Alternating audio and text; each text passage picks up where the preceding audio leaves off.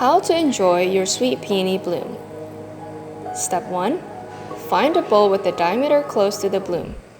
8 to 9 centimeters is ideal. Most of your rice bowls will work.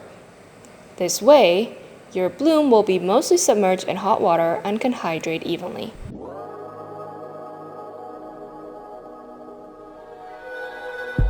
Step 2. Place your bloom in the bowl and add 90 milliliters of hot water. For optimal result, make sure the water is hot and not lukewarm. Approximately 90 degrees Celsius is ideal. Step 3. Wait for 5 minutes.